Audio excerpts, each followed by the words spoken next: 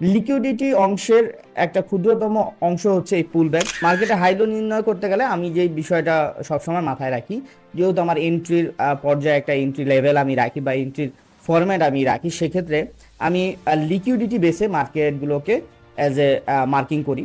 সর্বপ্রথম আমাদের জানতে হবে যে ভ্যালিড হাই লো মার্কিং করা, বা আমরা যে সুইং হাই বা সুইং লো গুলো যেগুলা মূলত আমরা মার্কেটে অ্যানালাইজ করে থাকি, তো ওই বিষয়গুলো আমি একটু অন্যরকম ভাবে শিখাবো আপনাদের কাছে। যে যখনই আমরা পুল ব্যাক মার্কিং করব, আমাদের প্রেজেন্ট ক্যান্ডেল প্রিভিয়াস ক্যান্ডেলের লো ব্রেকআউট করেছে কিনা সেটা আমরা অবশ্যই মার্কিং করে দেখতে হবে। তারপরে আমরা valid pool back and non valid pool back আমরা পাবো।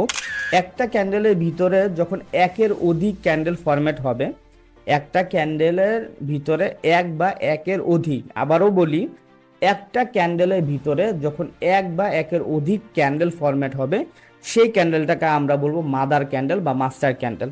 এইটা আসলে একটা লিকুইডিটি ফাঁদ। আমরা ভবিষ্যতে এটা হায়ার টাইম ফ্রেমে যখন যাব, এই লিকুইডিটি ফাঁদটাকে ধরতে পারবো। তখন এই মাস্টার বা মাদার ক্যান্ডেলের ফরম্যাটের মাধ্যমে তোমাদের অনেক অ্যাসেল হান্ট হওয়ার থেকে বেঁচে যাবে।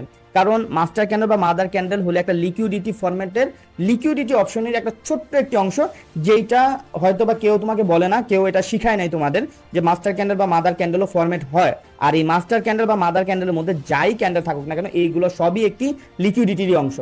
যে লিকুইডিটির যে একেবারে ডিপ নলেজ নিতে হবে তাও না, আপনি মোটামুটি লিকুইডিটির বিষয়গুলো যদি জানেন, তবে আপনার আপনার অনেক অংশে যেই লসগুলো হয় এই লসগুলো কমবে, এটা আমি গ্যারান্টি দিচ্ছি।